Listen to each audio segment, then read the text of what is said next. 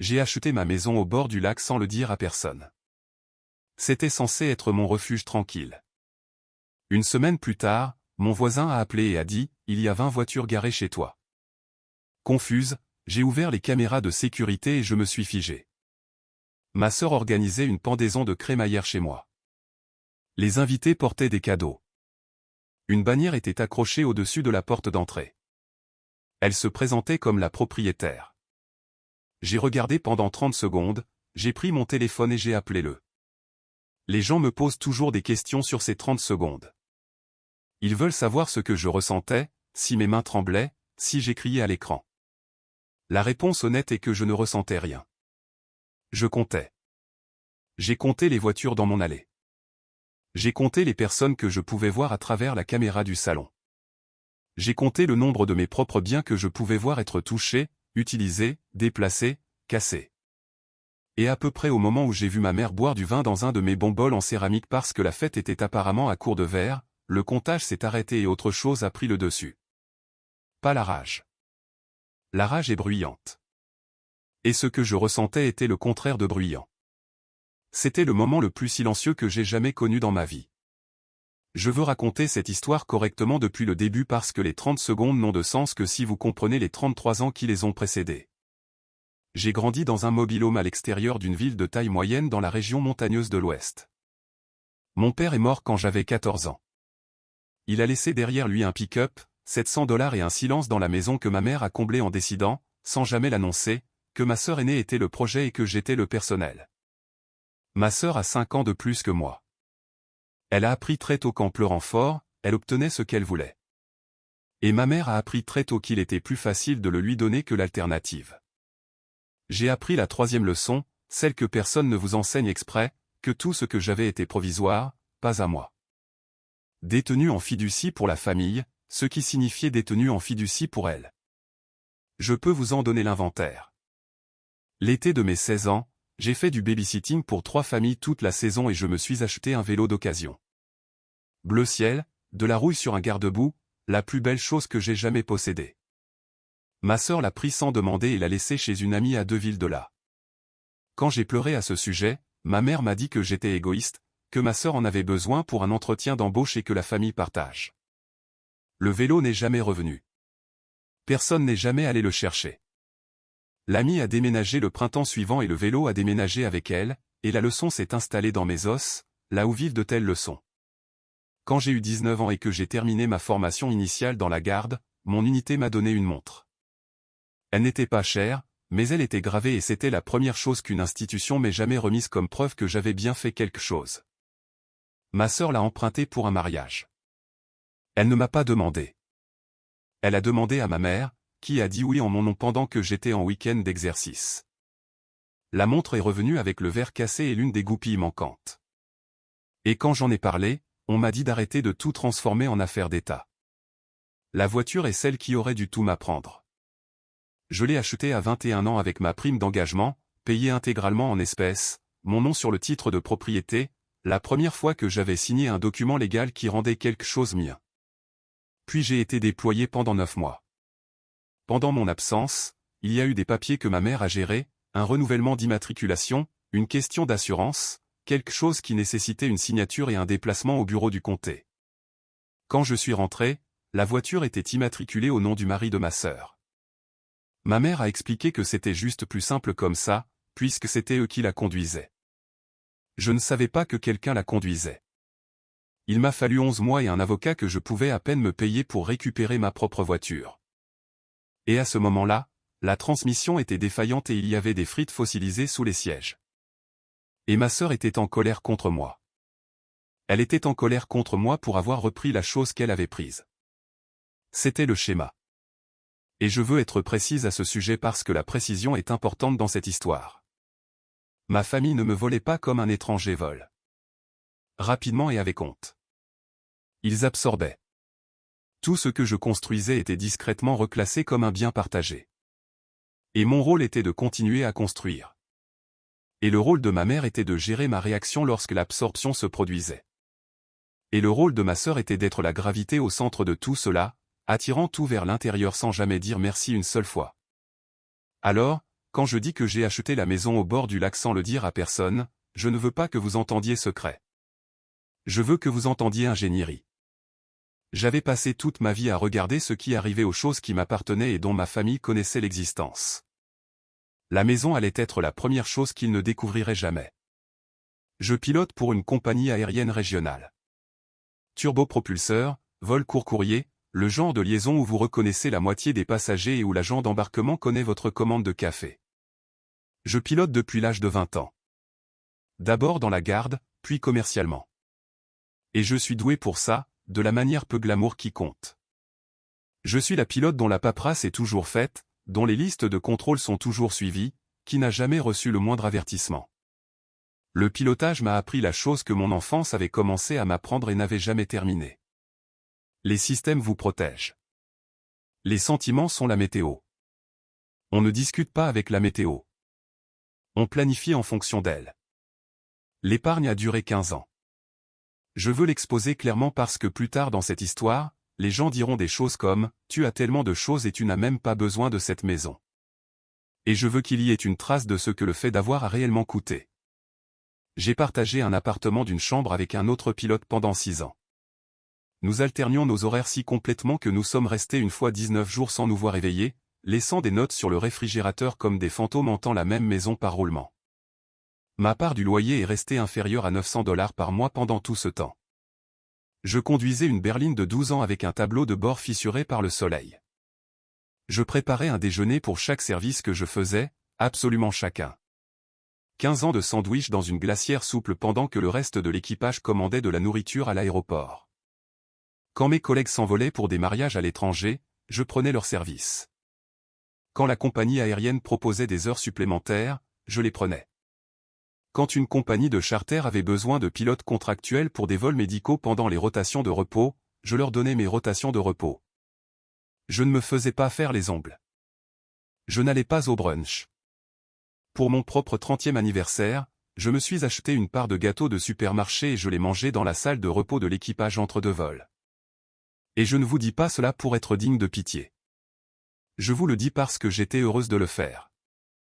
Chaque sandwich, chaque double service, chaque anniversaire qui coûtait moins de $10 était une brique. Et je pouvais voir la maison que les briques construisaient même quand elles n'existaient pas encore.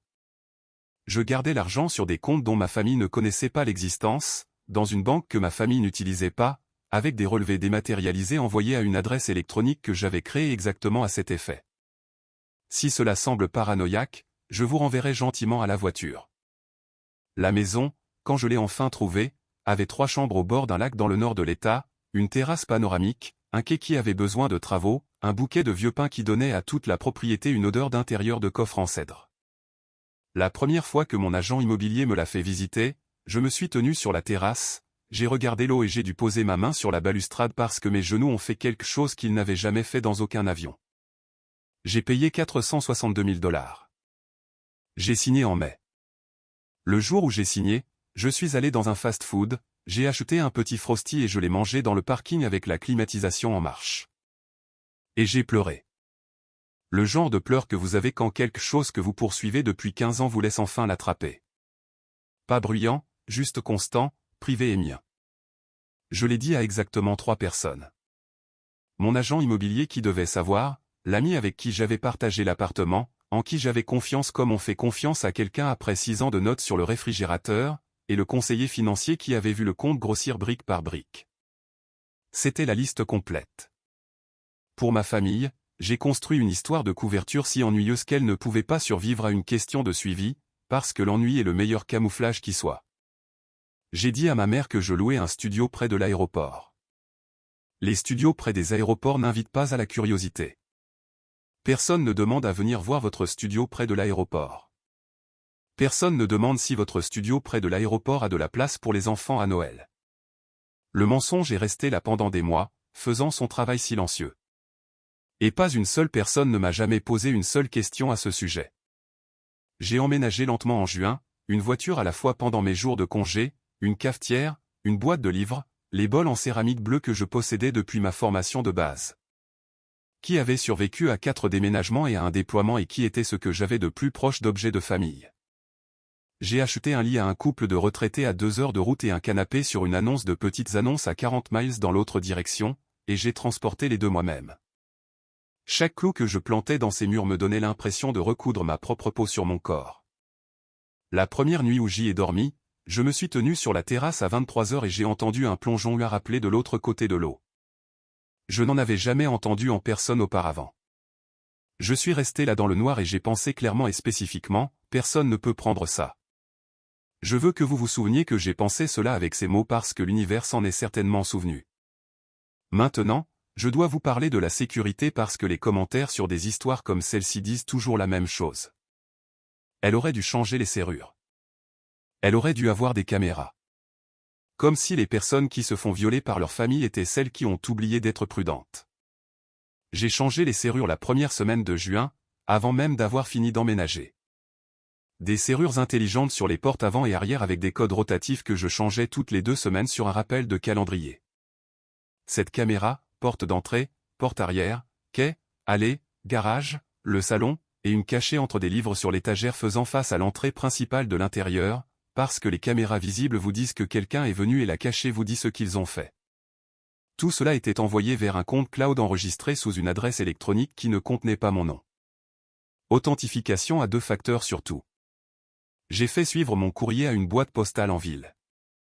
J'ai demandé à mon agent immobilier de signaler les registres de propriété contre toute demande de changement d'adresse.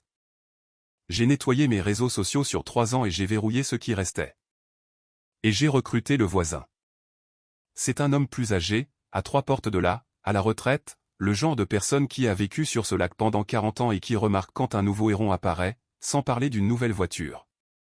Je lui ai apporté une boîte de biscuits au beurre et ma carte, et je lui ai dit, si jamais vous voyez quelqu'un à la maison quand ma voiture n'est pas là, appelez-moi d'abord et le shérif ensuite. Il a regardé la carte, puis moi, et a dit, vous attendez des ennuis. Et j'ai dit, j'en hérite. Il a ri et a mis la carte dans la poche de sa chemise. Et cette poche de chemise s'est avérée être le meilleur système de sécurité que j'ai installé. J'ai fait tout cela non pas parce que je suis paranoïaque, mais parce que j'ai de l'expérience. Il y a une différence. La paranoïa est la peur de choses qui n'arriveront probablement pas. L'expérience est la préparation à des choses qui sont déjà arrivées. L'erreur est survenue en juillet, et je l'assumerai parce que c'était la mienne. J'ai pris une rotation de 5 jours qui se terminait par une arrivée tardive dans la ville où ma mère vit avec la famille de ma sœur. La décision censée était un hôtel près de l'aéroport. 90 $. Oubliable. Mais ma mère avait appelé 2 fois ce mois-là en disant qu'elle ne me voyait jamais. Et la culpabilité qui s'installe dans l'enfance ne se désinstalle pas simplement parce que vous comprenez son mécanisme. Et j'étais fatigué de cette manière spécifique qui fait que 90 $ semble être de l'argent réel, même pour une femme qui vient de payer 462 000 $ pour une maison. Ma mère, quand j'ai appelé pour dire que je resterais la nuit, était chaleureuse d'une manière qu'elle n'avait pas été depuis des années. Elle a dit qu'elle préparerait le canapé. Elle a dit qu'elle ferait la soupe que j'aimais. Je me souviens d'avoir été touché par cela. Accrochez-vous à ce détail. Il importe plus tard plus que je n'aurais pu le savoir. Alors je suis resté chez ma mère une nuit. J'avais mon sac de vol avec moi comme toujours. Et au fond de ce sac, zippé dans une pochette, il y avait 2 choses. La clé physique de secours pour les serrures intelligentes. Parce que n'importe quel pilote vous dira que vous emportez toujours une réversion manuelle pour votre automatisation. Et les papiers pliés de l'impôt foncier que je n'avais pas eu le temps de classer à la maison. L'adresse était imprimée sur les papiers. La clé était sur un simple anneau sans étiquette, ce que j'avais considéré comme un anonymat suffisant parce qu'une clé sans adresse n'est qu'un morceau de métal façonné. Une clé zippée dans la même pochette que l'adresse est un mode d'emploi. J'ai pris une douche ce soir-là. Mes douches durent 4 minutes. C'est une habitude de l'entraînement qui n'est jamais partie. Quand je suis sorti, mon sac de vol était assis là où je l'avais laissé, mais la fermeture à glissière principale était ouverte d'environ 1 pouce. Je suis resté là dans le couloir avec les cheveux mouillés et j'ai regardé ce pouce pendant un long moment. J'ai tout vérifié. Portefeuille, badge, permis, clé, tout était là. Les papiers d'impôt étaient dans leur pochette. Peut-être pliés légèrement différemment, peut-être pas. Le genre de détail que votre esprit peut contester à 23 heures après une rotation de 5 jours. Dans la cuisine, j'entendais ma mère fredonner et ma sœur, qui était venue pour le dîner, rire de quelque chose sur son téléphone. Je me suis dit que j'avais laissé la fermeture éclair ouverte. Les pilotes sont des gens ordonnés, mais nous sommes aussi des gens fatigués. J'ai mangé la soupe. J'ai dormi sur le canapé. Le matin, ma sœur m'a serré dans ses bras pour me dire au revoir, ce qu'elle n'avait pas fait depuis des années, et m'a dit « Ne te fais pas rare ». J'ai conduit jusqu'à l'aéroport avec la radio allumée, me sentant, Dieu m'aide, bien dans ma famille pour la première fois en une décennie. Il ne lui a fallu que 4 minutes ou moins.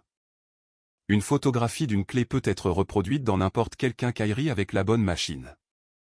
Une photographie d'un document fiscal est une adresse, un numéro de parcelle et une preuve de propriété, le tout dans un seul cadre. J'ai rejoué ce pouce de fermeture éclair ouverte plus de fois que je n'ai rejoué n'importe quelle approche que j'ai jamais effectuée. Et ce sur quoi je retombe sans cesse, ce n'est pas la colère contre elle, c'est le fredonnement. Ma mère dans la cuisine, en train de fredonner. 2 semaines plus tard, j'ai pris une mission contractuelle de 8 jours à l'étranger. Du travail de charter médical, le genre de vol qui paie bien précisément parce qu'il dévore tout votre calendrier. Je suis parti un jeudi.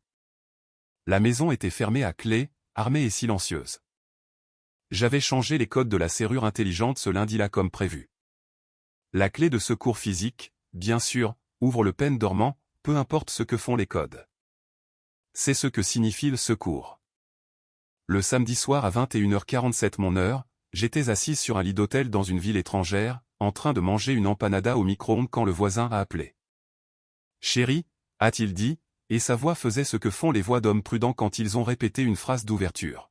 « Je ne veux pas être un fouineur, mais il y a beaucoup de voitures chez toi. J'en ai compté 6 en promenant le chien, et 2 autres viennent de passer. » J'ai senti mon estomac se nouer comme il le fait dans un vrai cisaillement du vent, celui que les simulateurs n'arrivent jamais à reproduire. J'ai demandé si les lumières étaient allumées. Il a dit « toutes ». Et il y avait de la musique country, forte. « N'allez pas là-bas. » J'ai dit « N'approchez pas de la maison. Restez en ligne avec moi une seconde. » J'ai ouvert l'application de la caméra. La caméra de l'allée s'est chargée en premier.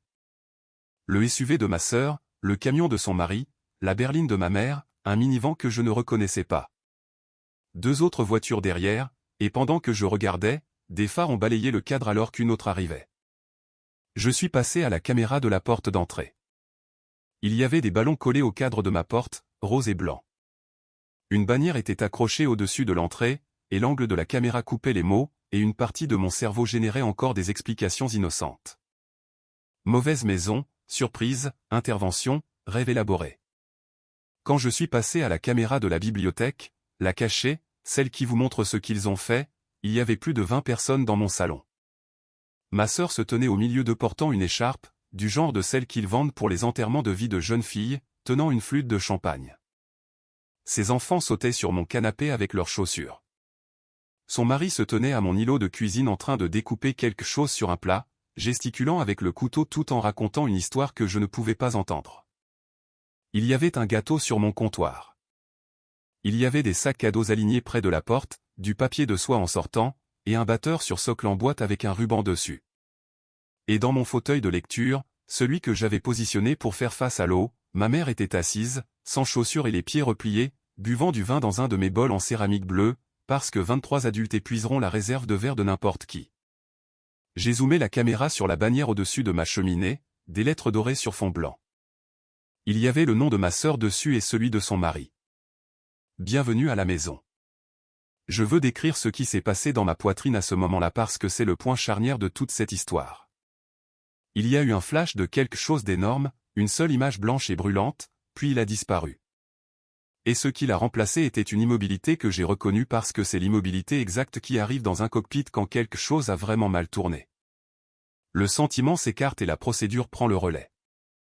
Vous ne criez pas sur la météo. Vous pilotez l'avion. Le voisin était toujours en ligne, respirant prudemment. J'ai dit, j'ai besoin que vous fassiez quelque chose pour moi et j'ai besoin que vous le fassiez exactement comme je vous le dis. J'ai besoin que vous appeliez le département du shérif du comté. J'ai dit au voisin. Pas le 911, la ligne non urgente. Je vous envoie le numéro par texto tout de suite. signaler une effraction à mon adresse. La propriétaire est à l'étranger. La propriétaire, c'est moi et je demande un numéro de rapport ce soir. J'ai fait une pause parce que la partie suivante était celle qui comptait. Ne leur dites pas que c'est de la famille. Ne dites pas le mot famille du tout. Ne dites pas sœur. Ne dites pas mère. Vous avez vu un grand nombre de personnes inconnues entrer dans une maison dont le propriétaire est absent. Tout cela est vrai et c'est tout ce que vous savez. Il est resté silencieux une seconde. C'est un homme intelligent. Il a compris exactement ce que je faisais et pourquoi. Chérie, a-t-il dit, êtes-vous sûr? Je n'ai jamais été plus sûr de quoi que ce soit. S'il vous plaît, faites exactement cela. Voici pourquoi le mot famille ne pouvait pas figurer dans ce premier rapport. Dès que les adjoints qui interviennent entendent famille, l'appel est reclassé dans leur tête de crime à différents. Les différends donnent lieu à une conversation sévère et à la suggestion que tout le monde dorme dessus. Les crimes obtiennent un numéro de rapport, des photographies, des noms, des dépositions, un dossier papier créé par des parties neutres pendant que la scène est encore en cours. J'avais passé toute ma vie à regarder ma famille opérer dans la brèche où aucun dossier n'existe, où tout devient elle a dit et je m'en souviens différemment. Et où pourquoi en fais-tu une affaire d'État? J'en avais fini de plaider dans cette brèche. Je voulais du papier. Il a passé l'appel. Pendant ce temps, j'ai passé le mien. Mon agent immobilier m'avait donné son numéro de portable à la clôture de la vente et m'avait dit, de la manière dont les gens le font quand ils le pensent vraiment, de l'utiliser si jamais quelque chose tournait mal avec la propriété. Elle a décroché à la deuxième sonnerie, a entendu 4 phrases, est restée silencieuse pendant exactement un temps, et a dit « Dis-moi ce dont tu as besoin. » Le nom d'un bon avocat ce soir. Elle m'a donné 3 noms. Le premier était spécialisé dans les litiges immobiliers avec ce que son site web appelait avec tact une dimension familiale. Sa ligne d'urgence menait à un assistant juridique et l'avocate elle-même était au téléphone avec moi en moins de 9 minutes, ce qui m'a tout dit sur le fait de l'engager. J'ai exposé la situation. Unique propriétaire, seul nom sur le titre de propriété, la famille est entrée sans permission. Organise actuellement une fête pour plus de 20 invités. Preuve de la façon dont ils ont obtenu une clé. Chaque caméra enregistre tout cela sur ma propre propriété. Elle a posé une question en premier. Des dommages? J'ai ouvert le flux en direct. Ma nièce de 4 ans se tenait dans mon couloir en train de dessiner sur le mur avec un marqueur, parlons très assuré. La façon dont les enfants dessinent quand aucun adulte ne leur a dit d'arrêter depuis un moment. Oui, j'ai dit. En cours. D'accord, a dit l'avocate, et je pouvais l'entendre rapprocher un bloc-notes. Voici ce que vous n'allez pas faire. Vous n'allez pas appeler votre sœur. Vous n'allez pas appeler votre mère. Vous n'allez pas publier, envoyer de textos ou commenter. Chaque mot que vous leur direz ce soir est un mot qu'ils passeront demain à construire une histoire autour. Laissez les adjoints prendre contact. Vous prenez le premier vol de retour et j'aurai une ordonnance d'interdiction d'accès rédigée avant votre atterrissage et déposée lundi matin. Êtes-vous prête à porter plainte? Sur mon écran. Ma mère s'est levée du fauteuil de lecture, a traversé mon salon et a rempli son bol d'une boîte de vin posée sur mon tapis blanc. Oui, contre tous. Vous comprenez qui cela inclut? J'ai fermé les yeux. J'avais 33 ans, assise sur un lit d'hôtel à 9000 km d'une maison pour laquelle j'avais saigné pendant 15 ans, la regardant se remplir de gens qui avaient absorbé ma vie depuis que j'étais enfant. Et j'ai compris avec une clarté parfaite que cette question était l'examen entier.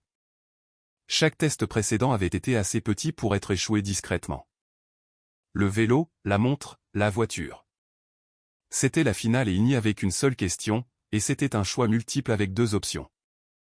Tout le monde ou personne, y compris ma mère, j'ai dit. L'avocate a dit, rentrez.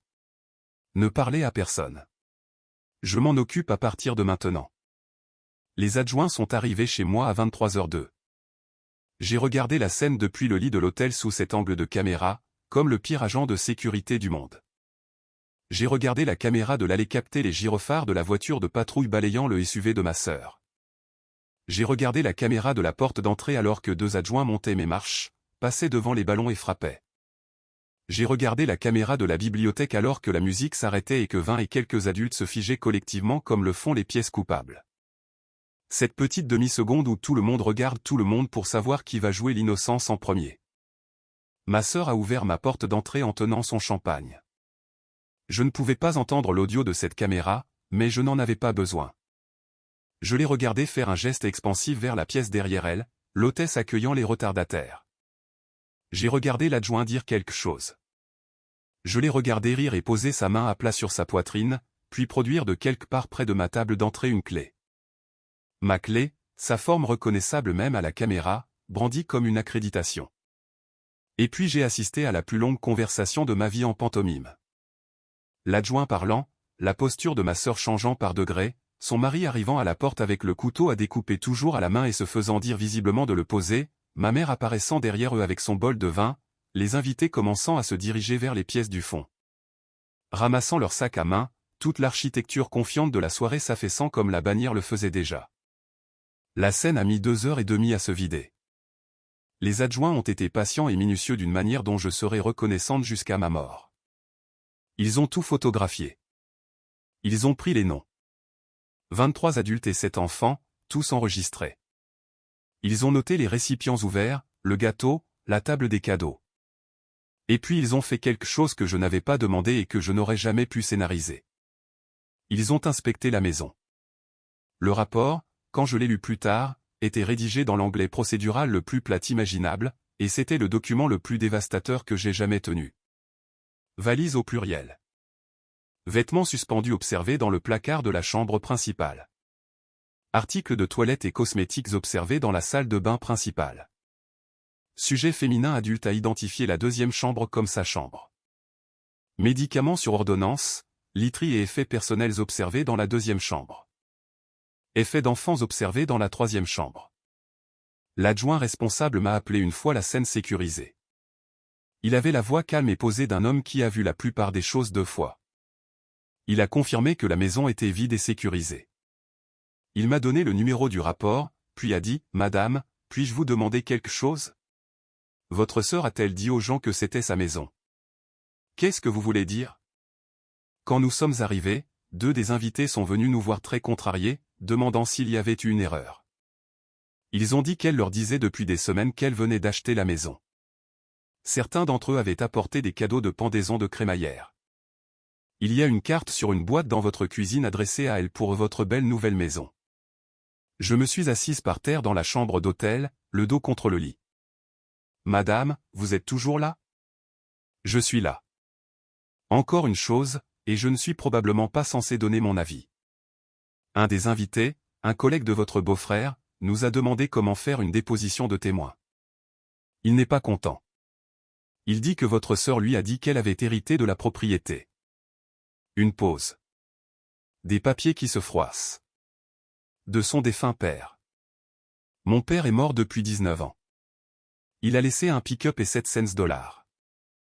Ma sœur l'a enterré à côté de moi dans le même funérarium bon marché, dans la même robe noire empruntée que ma mère a retournée au magasin après, et 19 ans plus tard, elle se tenait dans mon salon et l'utilisait comme accessoire. Je serai à la maison demain soir, j'ai dit.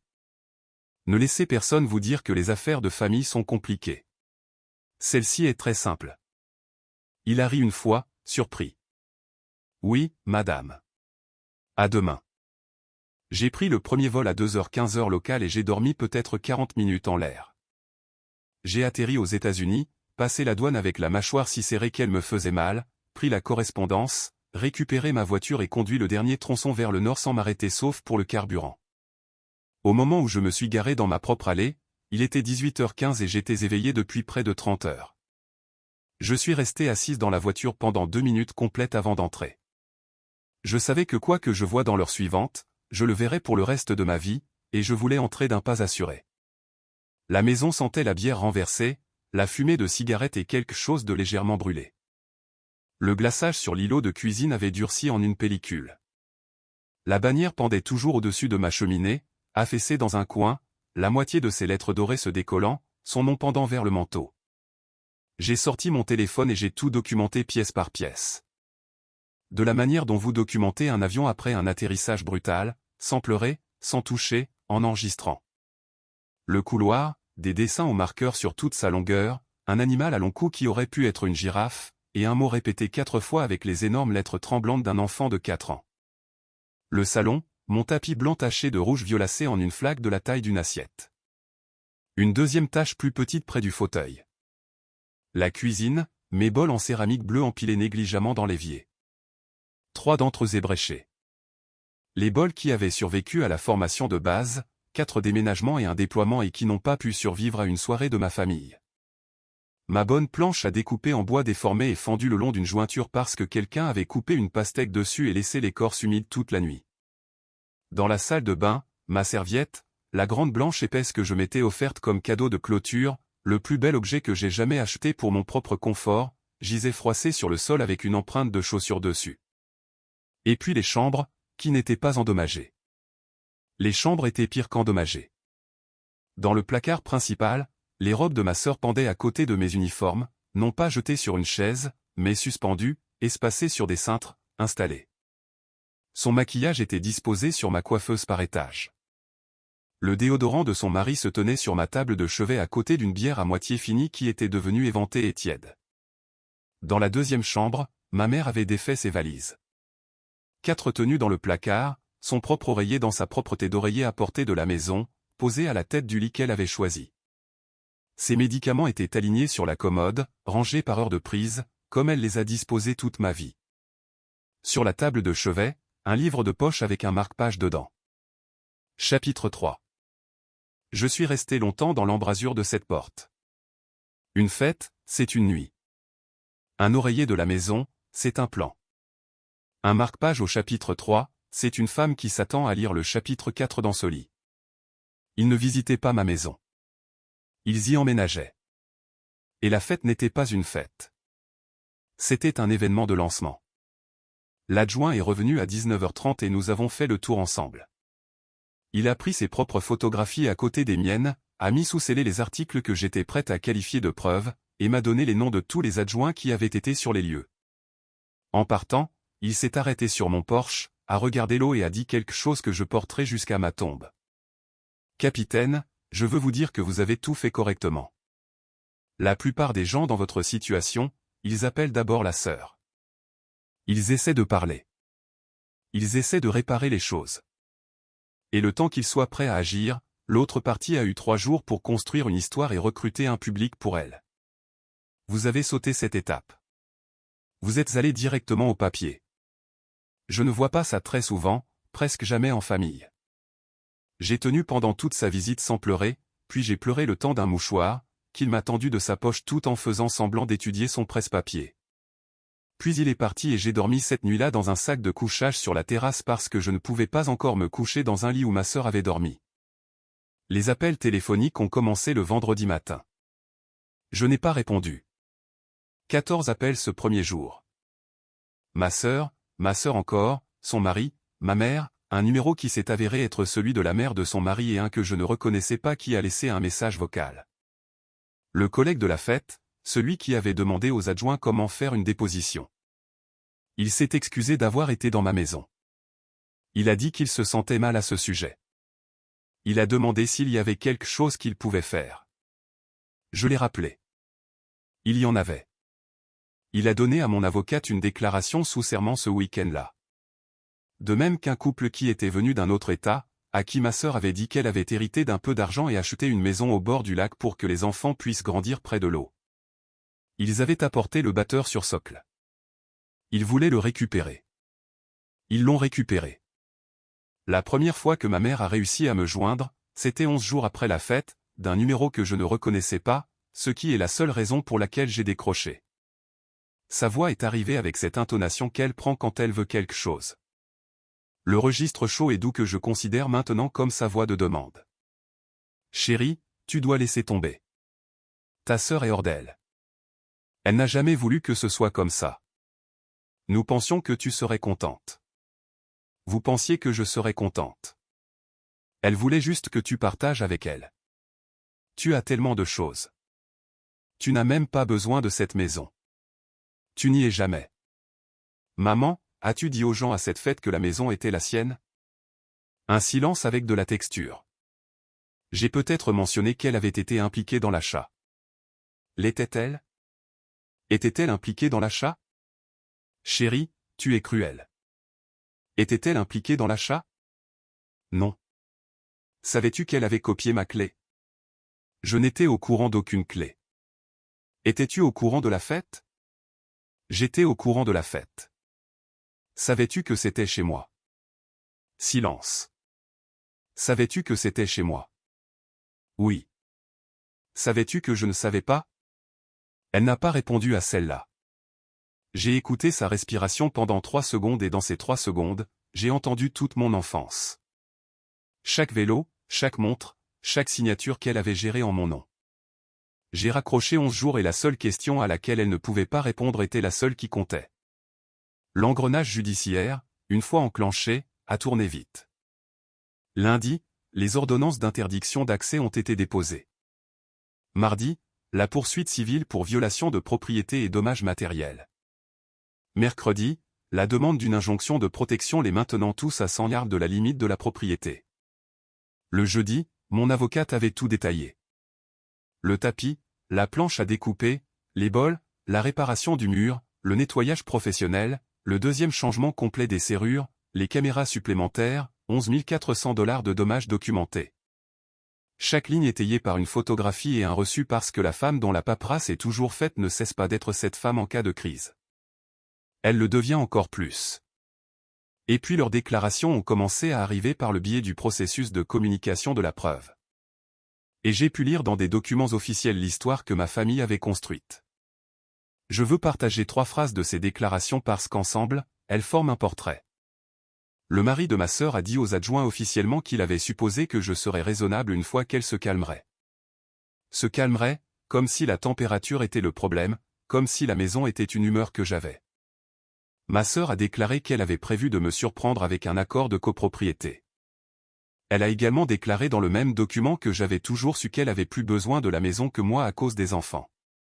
Elle a utilisé le mot au besoin 3 fois en 2 pages. Pas une seule fois le document ne contenait le mot au demandé. Et ma mère a dit aux adjoints que ma sœur lui avait tout expliqué, que je lui avais promis verbalement la maison à la famille lors d'un appel téléphonique en mars. Il n'y a pas eu d'appel téléphonique en mars. Mon avocate a obtenu mes relevés pour le prouver, et ce qu'ils ont montré était mieux qu'une preuve. Pendant une fenêtre de 9 jours ce mois-là, j'avais été à l'étranger pour une rotation de charter sans aucun appel à un membre de la famille. La promesse n'était pas un souvenir erroné. C'était un décor. Ils avaient construit une histoire ensemble, se la sont racontée les uns aux autres, l'ont racontée à 23 invités avec des sacs cadeaux. Et ils avaient cru, chacun d'eux, jusqu'au bout, que quand je finirais par le découvrir, je ferais ce que j'avais fait toute ma vie. Absorber la perte, maintenir la paix, jouer mon rôle. L'histoire ne fonctionnait que si je jouais mon rôle. J'avais passé 33 ans dans ce rôle, et il n'avait pas de doublure, et c'est la seule raison pour laquelle tout cela les a choqués. Mon avocate a étalé leur déclaration sur la table de sa salle de conférence, a tapoté celle de ma mère avec un doigt et a dit « Celle-ci va être importante. Surveillez celle-ci. » Je lui ai demandé pourquoi. Elle a dit « Parce que c'est la seule déclaration qui soit porteuse. Les mensonges de votre sœur concernent le sentiment de droit. Le mensonge de votre mère concerne la couverture. Les gens ne fabriquent une couverture que pour des choses qu'ils ont planifiées. Je n'ai pas tout à fait compris ce qu'elle voulait dire. » Puis son assistant juridique a fini d'examiner les relevés téléphoniques que nous avions assignés à comparaître, et j'ai tout à fait compris. Nous avions obtenu les relevés pour réfuter l'appel téléphonique fantôme de mars. Pratique courante, a dit mon avocate, fermez toutes les portes. Mais les relevés ne vous montrent pas seulement les appels qui n'ont jamais eu lieu. Ils vous montrent ceux qui ont eu lieu. En juillet, 4 jours avant mon escale, 4 jours avant la soupe et le canapé, et la voix chaleureuse au téléphone disant qu'elle ne me voyait plus jamais, il y a eu un appel de 40 minutes entre ma mère et ma sœur. Puis une rafale de textos. Nous les avons aussi assignés. Et un mardi après-midi dans le bureau de mon avocate, je les ai lus sur une pièce à conviction imprimée avec des numéros de ligne dans la marge. Ma sœur à ma mère. Elle garde un double dans ce sac de pilote. Elle ne le vérifie jamais. Fais juste en sorte qu'elle reste dormir. Ma mère. Elle a déjà dit qu'elle prendrait un hôtel. Ma sœur. Alors rend les choses bizarres si elle le fait. Dis-lui que tu ne la vois jamais. Fais le truc de la culpabilité. Ça marche sur elle. Ça marche toujours sur elle. Ma mère. Je ferai la soupe qu'elle aime. J'ai volé à travers des conditions météorologiques qui ont secoué un avion de 60 000 livres comme un jouet. J'ai eu un moteur qui a lâché au-dessus des montagnes la nuit. Rien dans ma vie n'a jamais fait disparaître le sol comme la ligne 41 de cette pièce à conviction. Je ferai la soupe qu'elle aime. La fermeture éclair ouverte n'était jamais ma sœur étant une opportuniste, pendant que ma mère fredonnait innocemment dans la cuisine. La cuisine était l'opération. La soupe était l'opération. Les deux appels téléphoniques disant qu'elle ne me voyait jamais. La voix chaleureuse, le canapé préparé, chaque chose qui m'avait touché cette nuit-là. Chaque point de données que j'avais classé sous ma famille enfin après tout était un scénario que ma mère avait accepté de jouer pour que ma sœur puisse avoir 4 minutes seule avec mon sac. Elle n'a pas manqué de l'arrêter.